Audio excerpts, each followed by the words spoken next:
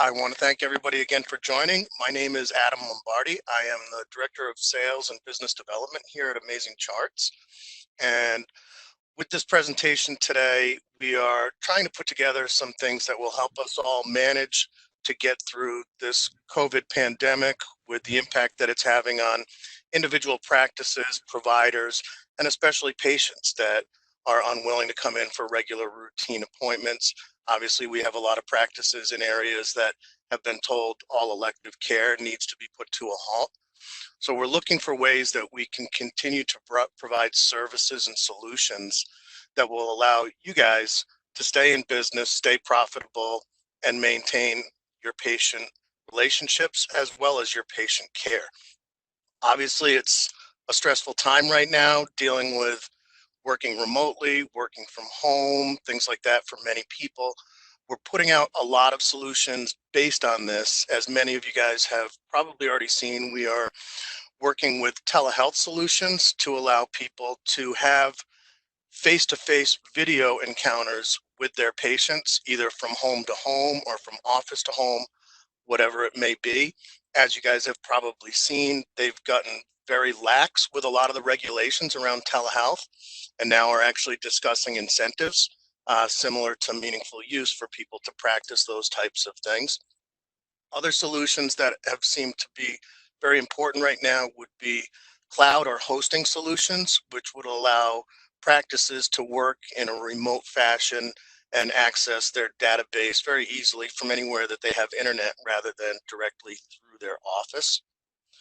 And we're realizing that during these times, there may be other solutions that we don't think of that you guys do. So in the event that there is anything out there that you believe would help you or our other clients survive and make it through these times, please let us know. And we're constantly looking to add more and more solutions to make your day-to-day more manageable and to make patient care more possible.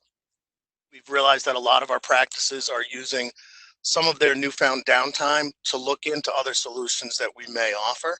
So I do encourage you guys, if you do have a little bit of downtime, if you're looking into something like additional training on the software, possibly using speech recognition with Dragon, maybe taking on our billing solution with the practice management, or even looking into the population health platform, we are all engaged right now. My entire sales staff, our support team, everybody is working. We do not have anybody that is out of work. So we are all readily available in the event that you do want to cover any of these needs or hear a little bit more in detail about what those services can provide for you. And then the service that we're looking at today with the practice support partnership with us is COSON, and David Hunt is going to be doing the presentation. Some of you guys may be familiar with them as they're a longstanding partner of ours since the day that chronic care management became an item with Medicare. So these guys are truly experts, that they are deeply buried into that one avenue of focused on Medicare and all of these other supplemental items that you guys are able to do remotely. And this, I believe, will end up being impactful for anybody that engages, because as David will mention, it offsets a lot of the shortcomings that many of you guys are experiencing today due to the COVID-19 pandemic. So with that, I'm going to leave it to David. And if anybody does have any ideas or anything that you might think would be a great solution for us to look into, feel free to reach out to me at the end of the webinar. I'll provide my direct contact info. We will be recording today's webinar, and we will send out a copy of that recording once we review it for audio and video perfection. In a recent webinar, we did have some people that experienced audio difficulties when they joined using their computer for audio. In the event that happens, there is a dial-in. I believe there was a pop-up when you joined. So if you are experiencing any audio interference or issues through your computer, please use the dial-in and you'll be able to hear. So with that, I'm going to pass it along to David. I hope you guys enjoy the presentation. Thank you, Adam. I just want to double check real quick before I start. Adam, can you hear me okay? Loud and clear. Great, fantastic. Well, good afternoon or good morning, depending on where you're joining us across the country. Real Thank you to Adam and the rest of the team at Amazing Charts for the opportunity to speak to you. We also had this presentation last week and had a tremendous response, and have been working with practices since that point to bring a few of them up on board. So very excited to have the opportunity to give this again, and we'll be happy to answer the questions at the end, as Adam had mentioned. First and foremost, I just want to do a quick applause and thank you to all of the healthcare workers on this call throughout the country, the practices that we work with, just do an amazing job right now. I am on the phone every single day with our existing clients, those that are joining us, and they're just doing an incredible amount of work in a very challenging time. And in many cases, when we're talking about chronic care management, remote patient monitoring, behavioral health, primarily we're talking about an older adult population that is experiencing this entire COVID epidemic in a different light. It's a challenge for many of us, but for them, the isolation, the anxiety and the concerns as they deal with their other comorbidities as well is really a challenge. So hats off to everybody that is in the healthcare field, doing the work in a very difficult time. And for that, it's very much appreciated.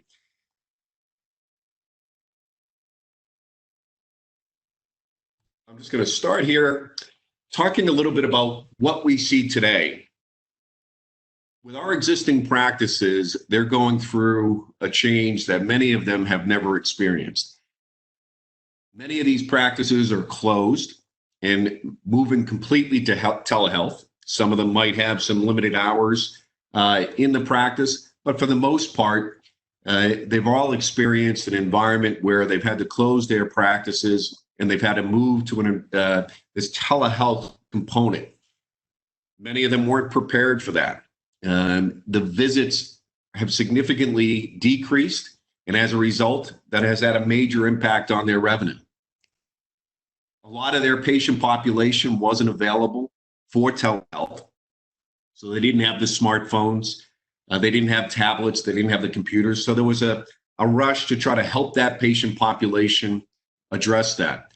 Now, fortunately, we've seen more change in the regulations across the last 2 months than we've seen, quite frankly, in the last 10 years. And so this has really allowed a lot of some of the barriers that were there to come down. And I don't see, and as I've talked to many providers, it will come back somewhat to where we were used to, but this environment of remote access telehealth is here to stay. And we are basically dealing with type of new normal. In addition, what we're seeing is a lot of these practices are having staff issues where their staff has family obligations. Many of the schools are closed down. And so they're struggling with managing their young children, remote schooling. In some cases, we've had practices where they've had members of their teams test positive for COVID. And connectivity in that remote environment is very difficult from an IT standpoint. On the patient side, as I mentioned, we're seeing a lot of isolation. A lot of people are scared and they're very much off their routine.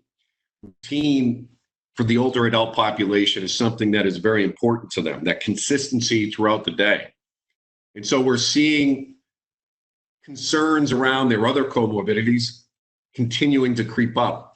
They don't have the ability to walk to the neighbor's house, to go to the adult daycare, to get out and see their family and loved ones. And it's just charging a lot of anxiety, and it's increasing a lot of the mental health concerns that exist within this patient population.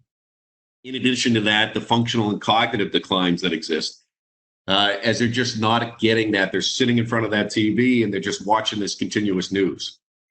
And so as we see the practices and we work with the practices trying to address this reality, this environment's becoming a very challenging one for them. It's also seeing it throughout the healthcare continuum. So those that have patients in assisted living, independent living facilities, home-based primary care physicians, people dealing with device shortages, skilled nursing facilities, and many Part B providers that supporting those services in the home as well. One of the things that was interesting about the chronic care management program as a foundational program and this patient population is they're very high cost. The reason why these programs were put in place in the first point was that as more conditions came on, as the older adult population was living longer, they were becoming incredibly difficult to support from a practice standpoint. They were seeing much more, they were living a lot longer, and they were seeing a variety of different ancillary providers and specialists. And so what they were looking to do is, how do we create an environment for our highest cost utilizers of care to help those providers that have the highest engagement with them manage the staff requirements, manage the different time requirements, and manage the fragmentation of the healthcare system. And so Chronic Care Management Program was put in place to support this group of people. Those with 2 or more chronic conditions, where in the gaps of care, it was very difficult to keep on top of what was going on in their environment. So the 3 programs that we're going to talk about today primarily are the Chronic Care Management Program, which started back in 2015. And then it was really expanded significantly in January of 2020 with the G2058 incremental 20-minute blocks. The benefit of that is that prior to January, we had either the 99490 or we had the complex care code, which was 60 minutes or more. In dealing with many of our practices, and we have hundreds across the country with over 250,000 patients within our system today, a lot of these folks were dealing with those patients for much more than 20 minutes. But as you got into the complex codes, there were more barriers to utilizing those codes. And so many people were concerned about even billing the complex code. In January, the G2058 came out, and that gave the opportunity to work at 40 minutes and 60 minutes non-complex care. The timing, although we don't wish this COVID-19 on anybody, the timing was very good, because now we have the opportunity to deal with this patient population in a remote environment a lot better throughout the month. Then we also have behavioral health integration, which is 99484, and that started in 2018 for those patients with one diagnosis for behavioral or mental health. In 2019, they added remote patient monitoring, primarily code 99454 and 99457. In addition to that, the incremental 20-minute block started in 2020 with 99458. The benefit of these programs combined and the suite of tools that we offer, and we've been working with Amazing Charts back to 2015 when chronic care management came into play, is that between 20 minutes and 2.5 hours of remote patient care a month that could be leveraged through these different programs in collaboration with the providers, at the direction of the providers, to support your patient population.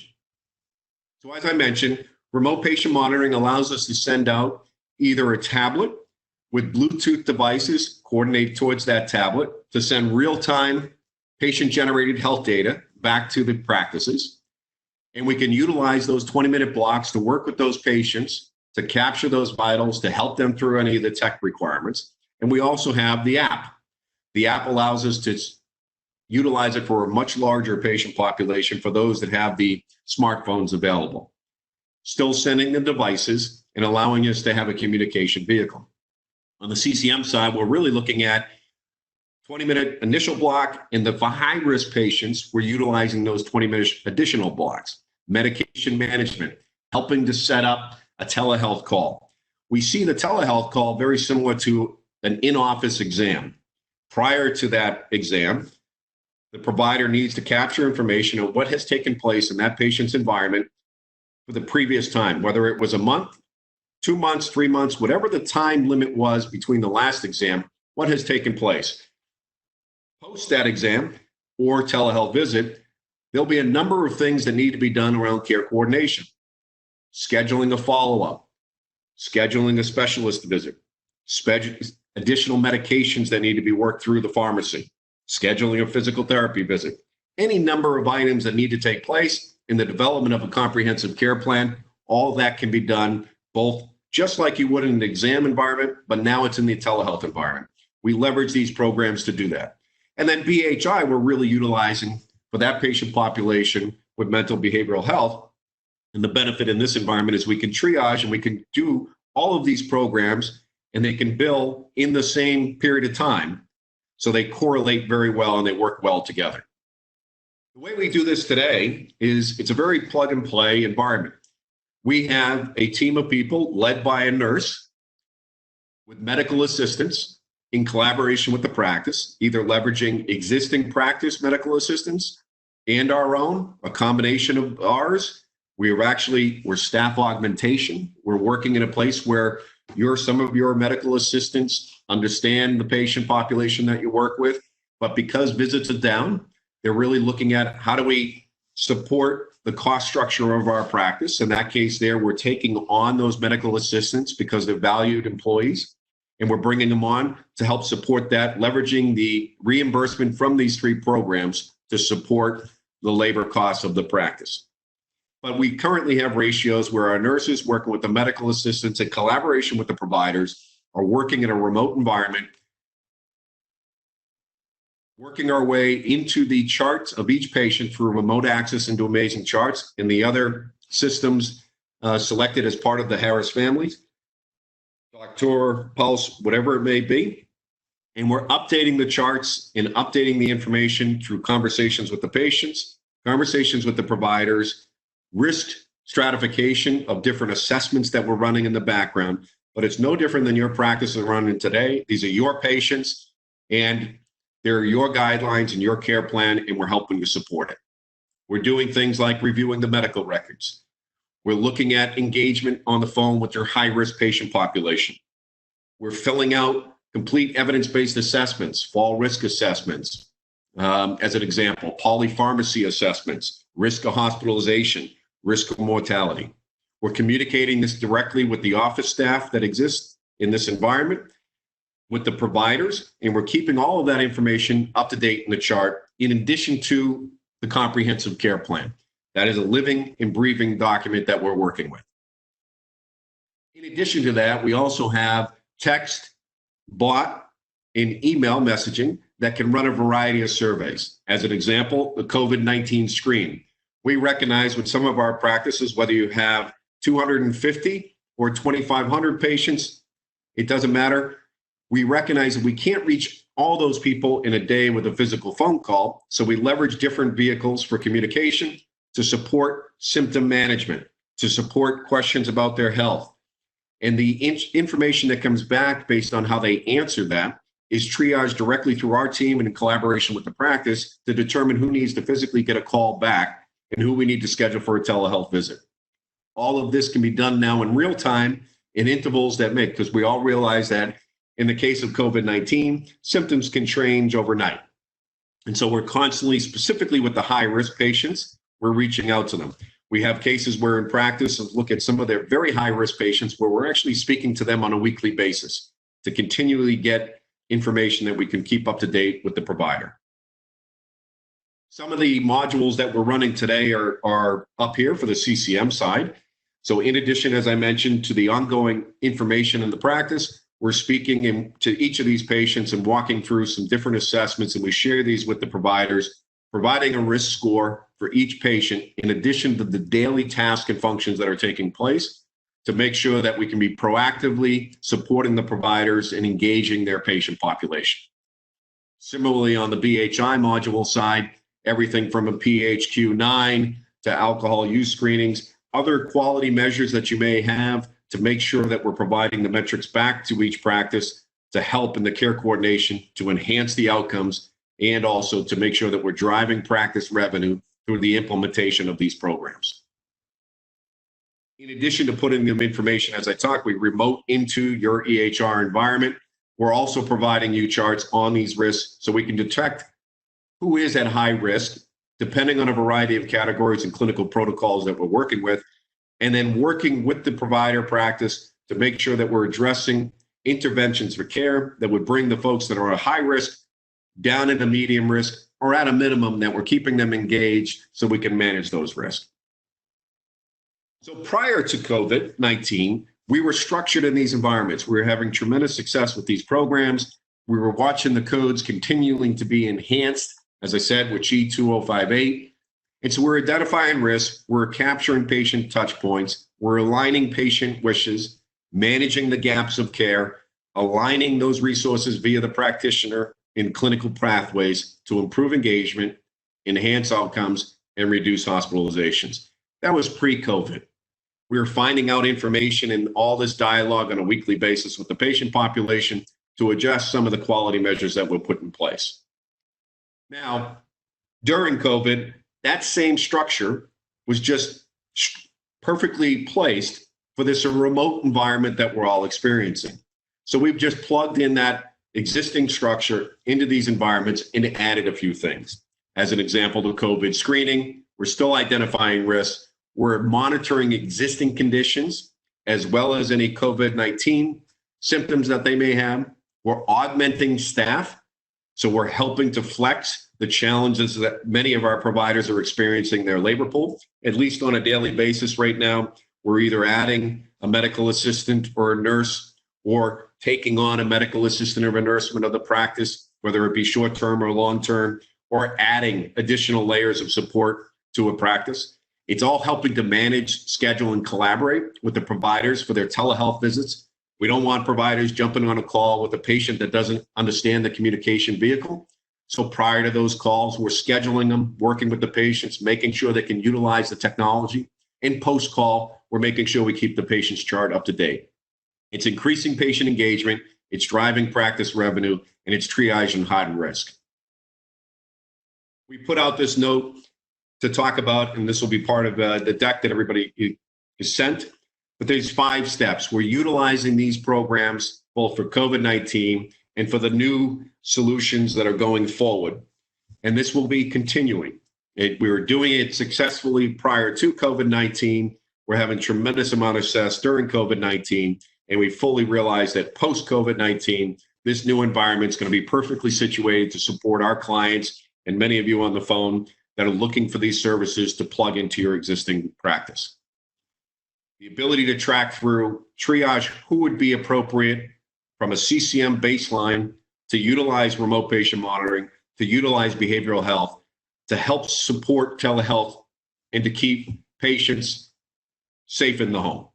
And these are the codes that we're using throughout that entire process, as I mentioned, from 20 minutes to 2.5 hours of patient engagement in the gap of care that A, helps drive the outcomes, help keeps them safe, and most importantly, drives practice revenue in a time that it's definitely needed. So with that, I appreciate the time today. I want to turn it back over to Adam and for questions. Great. Thanks, David. Hi, Dave. I can jump in and read off some of these questions. But Adam, if you want to, you can jump in here and say something if you want to. Hop off of the questions. I was going to pass it to you. Thanks.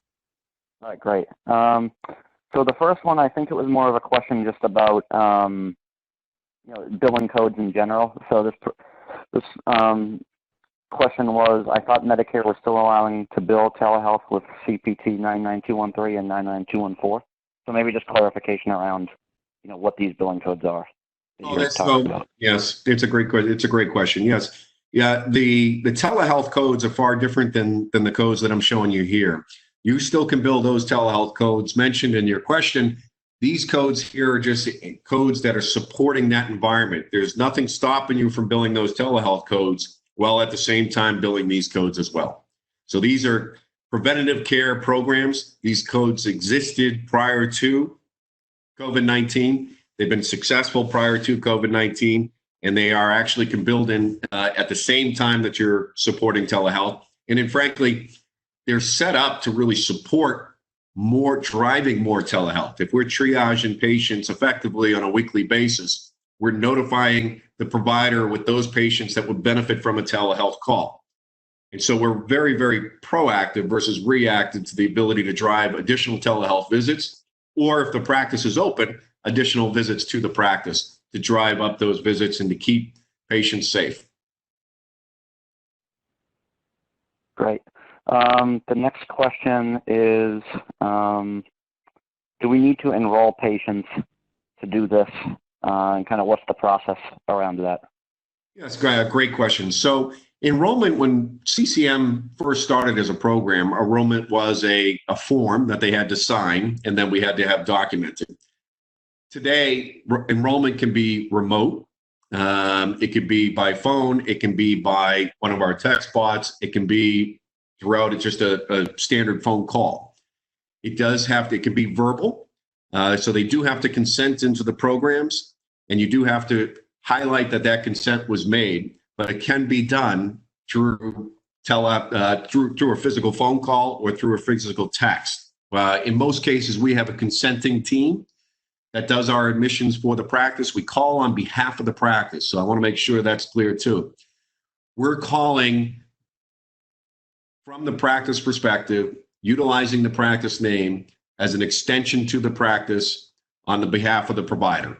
And so we make those calls. Typically, our admissions people can call up to 2,000 people a month. So depending on the size of the practice, for us to get out and get the patient population consented, and especially today, we found consents to be extremely high. We do not have a lot of people opting out, but we can do it very, very quickly. I mean, one of the benefits of our practice is we're set up as a remote engagement. So everything from getting people consented to getting remote access into the system, working with the team in Amazing Charts, to getting the clinical protocols put together, we're off and running typically within a week to 2 weeks, depending on the size of the population. Great. The next one, this is a two-parter from someone in the audience. First one is, are there any guidelines as to pricing the telehealth visits? And then two, is this RPM integrated into the Amazing Charts EHR? I guess just kind of how does the RPM part work? So both CCM, BHI, and RPM, it's a two-part question. So the first one is this, the integration of the telehealth visit. Mike, if I understood that correctly? I think the question was around more, how does RPM integrate into Amazing Charts? Okay. All right. EHR in any way? Okay, great question. And I want to make sure that RPM, CCM, BHI, these are foundational programs, preventative care programs that do not change anything you're doing in the telehealth environment. It augments it and supports it. The way we are remoting in, our medical assistants and nursing teams are remoting into your EHR. When the data comes back, our teams are viewing that data and putting that data in the patient chart. Depending on the clinical protocol of the practice, if it's just standard data and it's not going outside the parameters that are set up, as an example, for somebody's weight or somebody's blood pressure, we create parameters at a high and a low and determine if somebody exceeds those parameters. If the information is just consistent, we're constantly putting that information in the patient chart as the vitals are tracked. But if it goes beyond that, it's typically triggering a call from our team to see what's going on in that patient's environment. And then based on the clinical protocol from the practice, we're making an alert in the EHR to the provider, either scheduling a telehealth visit, a call from the provider, or at the direction of the provider, getting back to the patient to continue monitoring for a series of time until it either gets better or actually it has to have another intervention. But all the information resides in the patient chart because we are remoting into that environment, taking information that's being put in by the provider and the other members of the practice, as well as our engagement with the patients, as well as our risk stratification assessments that are being done, and any changes in vitals based on the remote patient monitoring tracking. Great. We have a question here about, I guess, how pediatrics factors into this. So is there a different pediatric CPT code for sick telehealth visit or other things like that? Yeah, for pediatrics, pediatrics is not going to be in play for chronic care management. Telehealth is still readily available on the pediatrics front, and I've experienced a lot of conversations with providers that are focused on the pediatrics side, and the telehealth codes do work in that environment, and I would strongly encourage the telehealth in that environment. But specific to CCM, RPM, and BHI, it does not apply to the pediatrics environment. All right, and I know it's 12:30, so if people need to jump off, we will be sending the recording out as soon as it's ready. But I think, Dave, if you're able to hang on, there's a few more questions. I'll be happy to continue to answer the questions. Thank you. Okay, great. The next one was, how easy is it for patients to use the items? I guess you were mentioning that things could be sent directly to patients, and what's the process around that from their perspective? It's easy. It's one of the things that we did prior to RPM even becoming a code is we had 200 devices, out in the marketplace utilized by older adults so we could test it. There's a lot of fancy apps out there. There's a lot of fancy watches. We don't send a watch out, not today. Maybe in the near future we might, but we don't, because frankly, the font on these, the ability for an older adult to read them wasn't that strong. They typically weren't into the concept of wearing something new.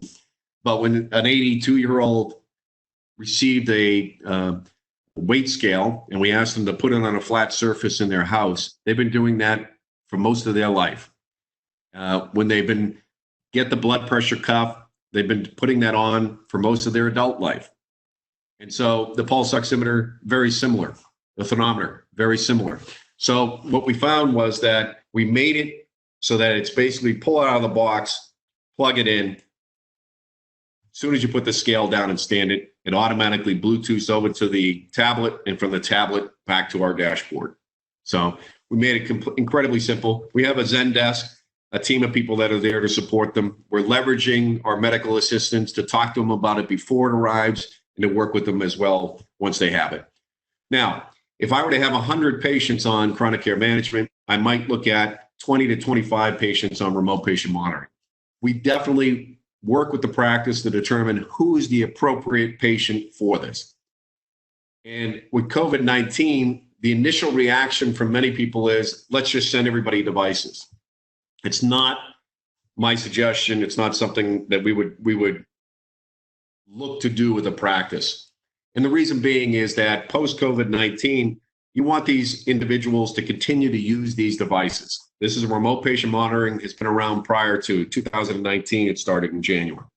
And so we don't want to send all these devices out to people that within a few months it will be collecting dust and they won't be using it. We really want to make sure, are these people going to be compliant? Are these folks, through conversation, through the conditions that they have, are they individuals that are going to benefit from this? And so that's what we really focus a lot of time around is, are they the right patients? Will they be compliant?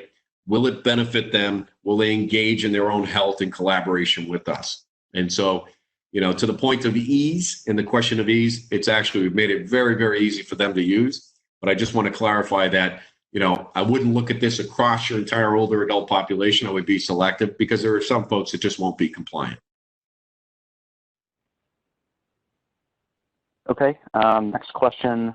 Who does the billing for CCM and BHI? How will it help me financially? So I guess just the billing and finance. Yeah, so the providers bill. So we bill when the providers bill. So if I were to take a practice with 500 patients that would be qualified for CCM and BHI, we work to get those patients consented on behalf of the practice. Our medical assistants and nurses, in collaboration with the practice, work to get those patients to billable threshold. There's a clinical pathways and why we bring them to clinical threshold and what we're doing. And then at the end of the month, we provide the practice with the reporting to show them of your 500, we've reached billable threshold for these particular codes on this particular patient population. The practice bills, and then 30 days from then, that's when we're looking to get the revenue for our team based on the reimbursement back to the practice. So as I mentioned, we bill when the practice bills, so it's driving immediate revenue. So if you do have 500 patients, 1,000 patients, whatever it may be, the ability to get those patients billed in May and drive practice revenue is fairly significant. Most of our practices are generating anywhere from $10,000 to $20,000 on a monthly basis after our fees just for these programs. Primarily CCM and BHI, because it's easier to roll it out to a much larger population. Great. And there were several questions just kind of around the cost of RPM units. I guess kind of, one of the questions that came in, who's responsible if the patient loses or, misplaces the device, kind of just who's responsible, I guess, from a cost perspective for all the devices. Yeah, so on the devices, there's the device code that's provided. So we bill through the device code. We have two options on the device code. One is with 4G and one is just a Wi-Fi tablet. Both the ability to connect to the patient's Wi-Fi is the best option. We bought a significant group of data, but the problem is as more and more patients use it. All we've experienced, whether we're, through work or through family engagement on Zoom or FaceTime, right now everybody's using these online environments. They can be at times a little bit with the data flow can be very difficult. But when you can connect to somebody's Wi-Fi, it's a lot better bandwidth. But we do have 4G. With 4G, it's charging a little bit more. We bill when the provider bills, and when we meet 16 readings on a 30-day cycle. For the monitoring, which is the additional code 99457, the monitoring is 20 minutes of RPM device monitoring. So in that case there, typically we're meeting that on a monthly basis. It's the device one that we're working on. But the provider is not responsible for that. We're responsible for making sure that we get those 16 readings, considering if we're doing the monitoring, if the practices. But the provider is not responsible for the devices if they're lost. We are looking for some connectivity to the patients on that, but to date, we haven't made anybody responsible for the devices or the provider responsible for the devices. We have really focused around compliance and giving it to the right patients. I'll be the first to admit back in 2019, if a provider came to us and said, I need 50 devices, I was more than happy to give it to them.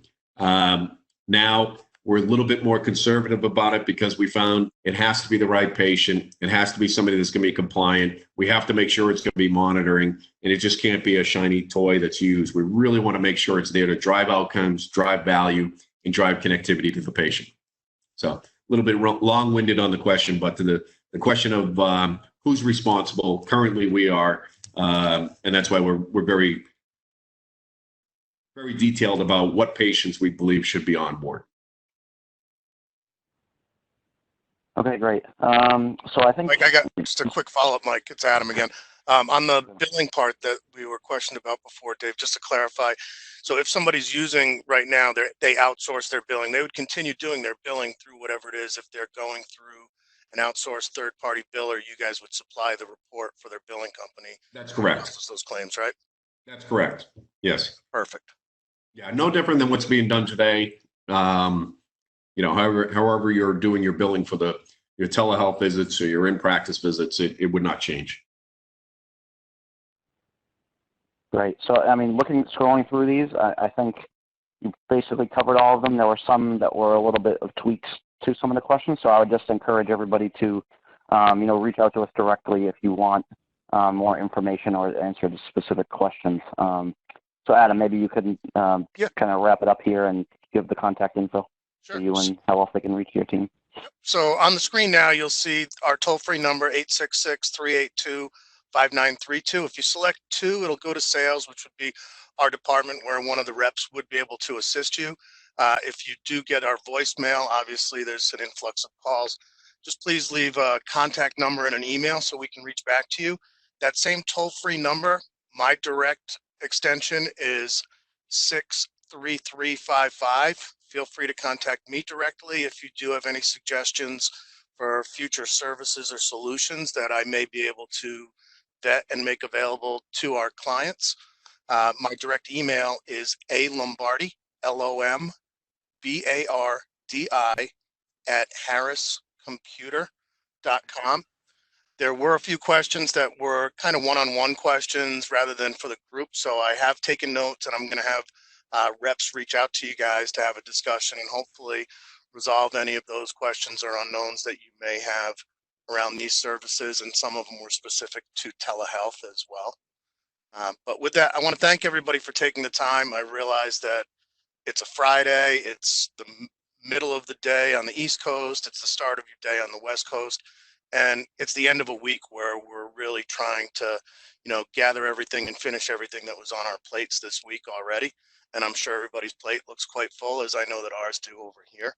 So I appreciate you guys making the time. And as Dave mentioned at the beginning, I really appreciate what you guys do today. You guys should be proud. If you had a long enough arm, pat yourself on the back. All of us here are very proud to be behind you and to help you out through these times. Obviously, everybody is counting on each other. We're counting on people we know. We're counting on strangers today. So with that, I really want to stress the fact that we are appreciative of what you guys do and what you offer. And There's probably been a lot of days in the past where it wasn't recognized by as many people, but I'm glad today that you guys are getting the recognition that you deserve for what you bring to society and to your patients.